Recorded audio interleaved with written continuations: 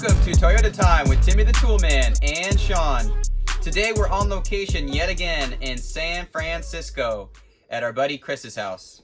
And today we're going to install a bump stop kit made by TKO.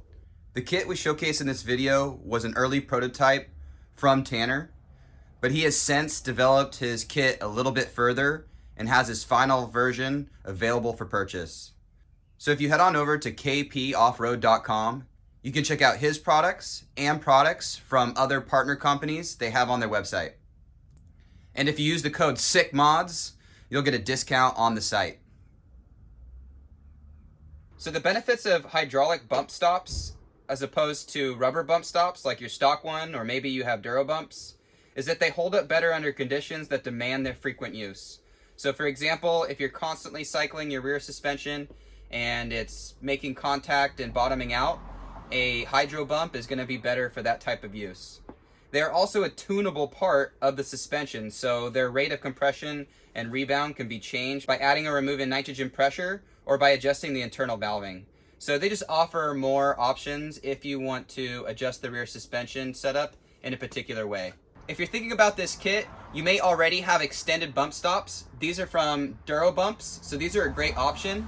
They're just bolt-on, you don't have to do all this modification, but there is limitations to this. Over frequent use, they can crack, they can break down, and they don't offer the same amount of absorption that this hydro bump can. So what we're going to show you in this video is how to weld on this kit.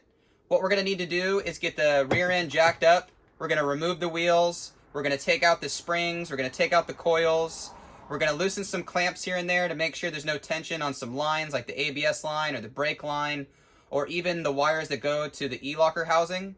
And just make sure everything has room to articulate, because once we mock these up, we're going to get a quick tack in there to hold them in place, and then we're going to cycle the suspension to make sure everything makes contact where it should. Once we're satisfied where everything needs to be, then we're going to do our final welding and we'll button everything back up. So let's get started with this sick mod. Let's get into the rig, get things prepped, cut off the existing bump stop locations, and start to mock this kit up. So to get ready for this job, we need to detach the sway bar so we have room to move the axle. We're going to make sure that none of our lines down here, our ABS, our brake line, or the wires that go to the e-locker are being stretched too much, because we're going to drop the axle. We have the frame sitting on jack stands, and we removed the shocks and the coils. And we also removed the bump stops. If you have factory bump stops, we had Duro bumps, so we removed those. And now we're ready to get started by cutting off the mounts on the frame and prepping the surfaces for the components that we're going to weld on. So once we get this cut off, we'll be able to mock this up here and just see how it looks, do a couple tacks, and then kind of cycle stuff and see how it's fitting. To cut off these mounts, we have a grinder here with a cutting disc, and we're going to cut into here very carefully, try not to nick the frame too much, and then we're going to clean up the rest of this with the flap disc just to make sure everything's smooth and prepared for welding. All right, we got some eye protection, ear protection, lung protection, hand protection. We're super protected. Now we're going to start to cut off this mount.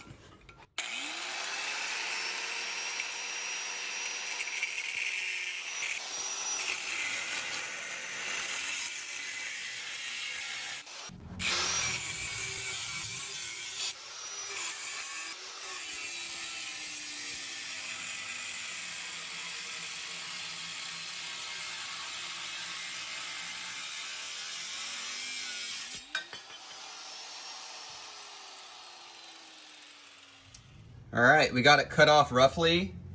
Now we're gonna start to clean this up with a flap disc and make sure that this is all smooth.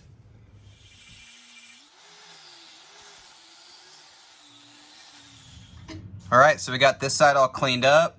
We cleaned everything with some acetone. We got bare metal everywhere, and this is where we did our test fit. We put the bump stop mount on the frame here. We try to get it as level as possible because the OEM style mount that we cut out here was also facing in this kind of straight downward position. So one thing we kind of lined it up with is this hole is barely peeking out here, so this is probably going to get filled with some weld. And there was also a reference right underneath this corner. There's also a hole in the frame. So we kind of use that as a rough guide, and this is how we have it placed.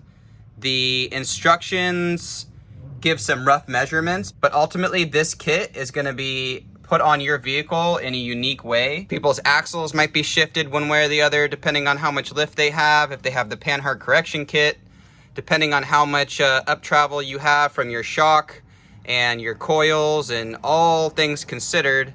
Even if you've extended your adjustable links or something like that, this is going to get mounted in a slightly different location depending on where you think it should be after you cycle the suspension and understand more about where this bump stop is striking on this strike pad. This is how we have it set up. You can see where the strike pad is. There was this seam that's welded, so it's about 1 inch away from that on my particular setup. So this is what we got. We think we have it in the place where we want it. We're gonna put a couple tacks on here, and then we're gonna cycle the suspension a couple more times. Before you get started with welding on your truck, it is good practice to remove the negative terminal off the battery, so we did just that.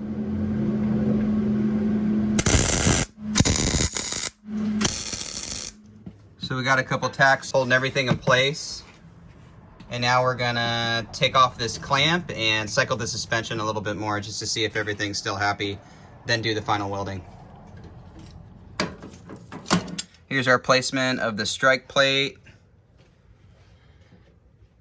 Pretty well level with kind of like the top of the axle if you're looking at the coil perch there. We have the jack underneath the pumpkin here. That's where we've been jacking it up. So we're gonna cycle up and down there, and then we're gonna get on this further end and just flex up this side as well, just to take a look. All right, go for it, dude. So it's kind of interesting. It's hitting like right in the corner. Sitting right on the side there when just the axle goes up one side at a time. But when it goes up all together as one unit, just the whole thing straight up, then it's hitting more in the middle of the strike plate. Now, if your axle is going to be flexed out on one side like this, you're probably not going to be hitting like a huge gnarly jump. But here's where we need to make a decision. Are we happy with where the strike plate is when just one side of the axle is lifted up? Or do we want to readjust and kind of make it a little bit more center? We do have plenty of contact here with the actual surface of the bump. You can see it's pretty much on the inside of that line there, that bend line that they use. So it's still striking it fine. So again, this is going to be up to your discretion whether you want to readjust or whether you want to keep it where it is, but that's what the cycling is all about. You want to place things where you think they're going to live, then you want to test it, make sure that they're happy, and once you're satisfied, then you'll weld in the rest.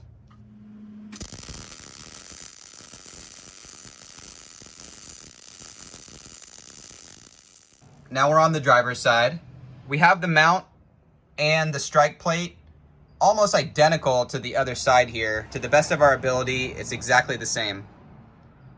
What we're noticing on this side when we jack up the axle by the pumpkin is the bump stop itself isn't striking the strike plate in the exact center like it is on the other side. So with these, you just have to play around a little bit. Try to get it equal on either side, but also be aware of where the bump stop is striking and make your adjustments according to that. You need to make sure you're articulating the axle both off the pumpkin and then also do it off the shock mount down here. So you can just get this one side of the axle up.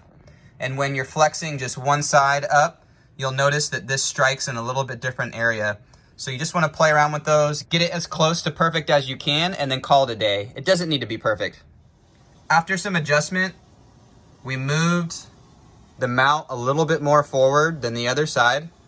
We now have the bump stop striking the middle of the strike plate pretty perfectly. We've actually confirmed that both sides are sitting at 0 degrees, which is kind of cool. We just kind of eyeballed this, and the other side was at 0, so we figured we might as well put this side at 0 as well, just to get everything kind of lined up. Our eyes do a pretty good job. We wanted this as straight as possible, so when we look down, it's nice and straight. Now what we noticed on this side, we had to move this a little bit closer towards the engine. On the other side, we're covering this hole a little bit more, probably like 1/4 of an inch or so. So when welding this kit, you may have slight adjustments that you make in that regard, or if you weld them on in the same place, you might be changing where you put your strike plate. So you have some room for adjustment, and if things aren't perfect, that's okay, as long as it's making contact mostly with the strike plate. You also have some adjustability in the bump stop as well, so you can loosen these and move it up and down depending on what your needs are. So we like where we have this. We did our suspension cycles and we confirmed that everything is working pretty good. So we're gonna burn this in, make it permanent, and then add some paint. So now that we got everything welded up on both sides, we're gonna install the bump stops into the collar here. You just loosen up these 2 nuts on top. They lock into each other. You can use a spanner wrench. And we have a similar amount of threads on each side just for adjustability. So as time goes on, if we want to make a change here and there, we have a little bit of wiggle room up and down.